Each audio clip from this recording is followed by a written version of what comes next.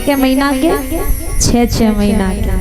कभी अनुसुईया मैया उन्हें नंगा करके स्नान कराती है, कभी पालने में झुलाती है, कभी भोजन कराती है, कभी अत्रि मुनि अंगुली पकड़ के चलना सिखाते। अब बताइए अनुसुईया से बड़ा कोई भाग्यशाली है? नहीं है, क्योंकि तीनों देवता उनके लला बन गए। मैया अनुसुईया ने तीनों देवों को लला बना लिया, पुत्र बना लिया। और जब तीनों देवता लौट करके नहीं पहुंचे तो तीनों देवियां बड़ी परेशान कि हमारे पति अनुसुईया की परीक्षा लेने के लिए गए थे, अभी तक लौट करके नहीं आए। नारद जी पहुंच गए और नारद जी ने कहा, हमने पहले ही कहा था कि अनुसुईया से बड़ी पतिव्रता संसार में कोई नहीं। अभी भी समय है, अनुसुईया मैया की शरण में चली जाओ, तुम्हारे पति तुम्हें वापस मिल जाएंगे। अब तीनों देवियां अनुसुईया मैया के पास में पहुंची। अनुसुईया मैया के पैर पकड़ ले और पैर पकड़ के पैर दबाती हुई बोली, मैया हम समझ गए कि तुम इतने बड़ी पतिव्रता कोई ना है, हमारे पति हमें वापस कर दो। अनुसुईया मैया ने विचार किया कि अन्य लिपाई हमारी परीक्षा, अब लंगे हम इनकी परीक्षा। तो अनुसुईया मैया तीनों देवियों की परीक्षा लेने लगी। अनुसुईया मैया बोली कि तुम तीनों के पति पालने में झूल रहे और कौन सी पति हैं पहचान कर ले और ले जाओ, पहचान ले अपने पति को ले जाओ। अब तीनों देवियां पालना के पास में पहुंची तो महाराज अब पहचान कर रही है, कोई गोदी में उठा लेते ब्रह्मा जी को, कोई शंकर जी को, कोई विष्णु भगवान को। अब पहचान नहीं कर पा रही कि कौन सी के पति कौन से, पहचान नहीं कर पा रही है। लक्ष्मी मैया बोली,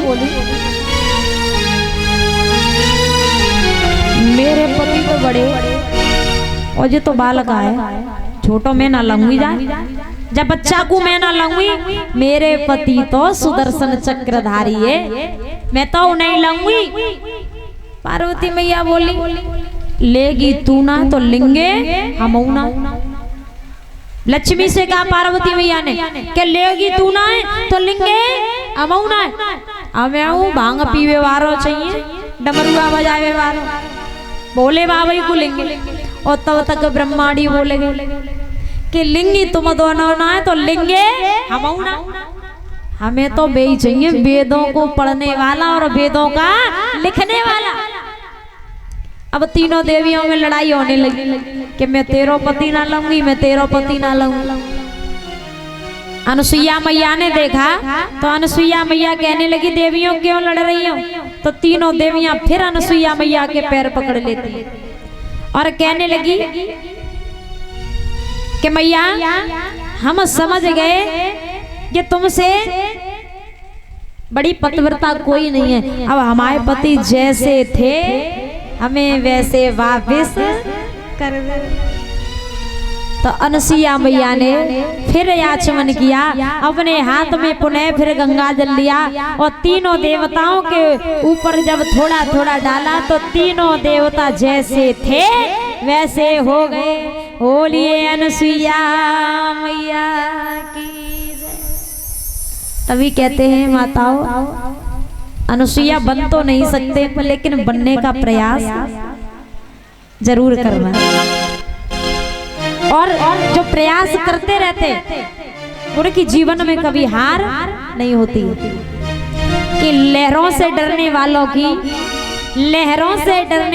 की नौका पार नहीं होती और कोशिश करने वालों की कभी हार नहीं होती। तो माताओं अनुसुईया जैसा बनो, सीता मैया जैसा बनो।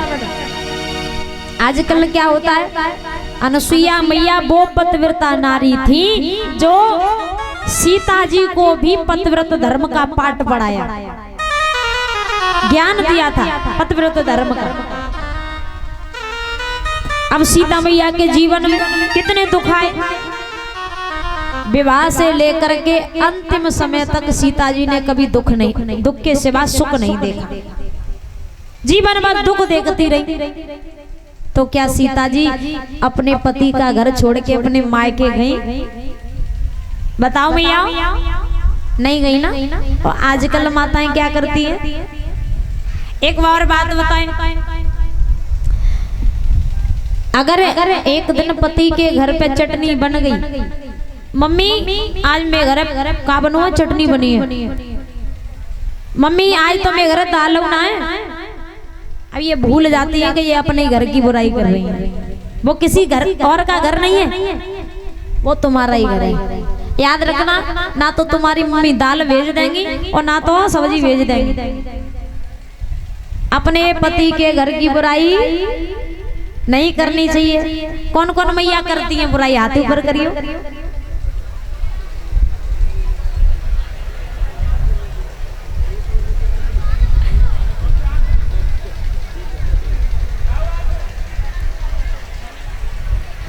पहले की मैया अपनी बेटी को शिक्षा दे के भेजती थी कि जा करके बेटा ससुराल में वो काम करना कि हमारे घर तक कोई तानो ना आ पावे, कोई शिकायत नहीं आवे।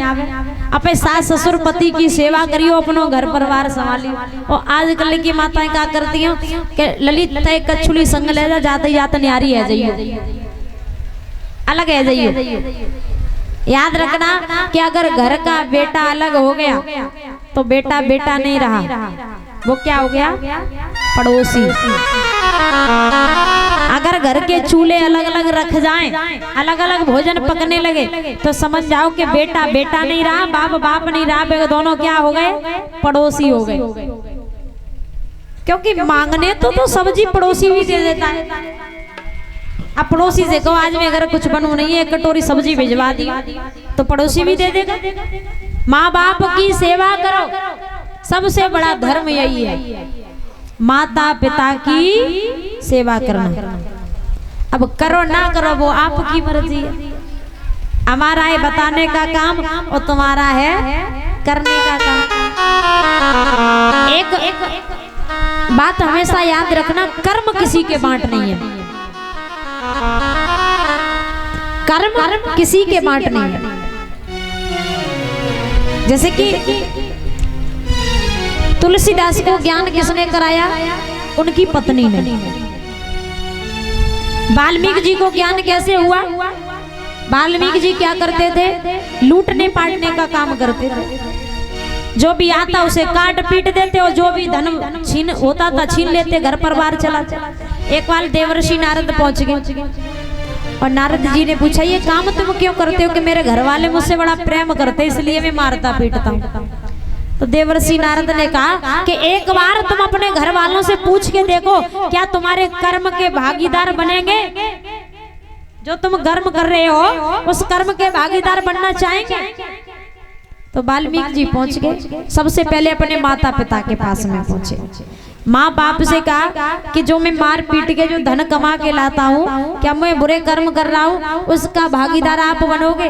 तो माता पिता ने जवाब दिया कि प्रत्येक संतान का कर्तव्य होता है कि वो अपने माँ बाप का पेट भरे, सेवा करे, चाहे वो धर्म के रास्ते से कमा के लेके आए, चाहे अधर्म के रास्ते से लाए। तुम्हारे कर्म के भागीदार हम नहीं बन पाएंगे, तुम्हारा कर्म तुम्हें। अब पत्नी के पास में पहुंचे, पत्नी ने कहा, महाराज मैं तुम्हारे सुख दुख में साथ दे सकती हूँ। और पत्नी और मित्र की पहचान कब होती है? दुख में। कि धीरज धर्मा मित्र और नारी, आपत्ति काल परखिले उचारी। पत्नी और मित्र की पहचान कब होती है? दुख में। प्रत्येक पत्नी का कर्तव्य होता है कि वो अपने पति के सुख और दुख में साथ दे। चाहे पति दुखी है फिर भी साथ दे, सुखी है फिर भी साथ दे। तो पत्नी ने कहा, महाराज मैं तुम्हारे दुख में साथ दे सकती हूँ, पर लेकिन तुम्हारे कर्म की भागीदार नहीं बन सकती। कथा भागवत में लिखा हुआ है कि पति जब पूजा करता है तो उस पूजा का फल आधा पत्नी को प्राप्त होता है। पति जब पूजा करता है तो आधा फल पत्नी को चला जाता है, और जब पत्नी पूजा करती है तो केवल फल उसी को मिलता है।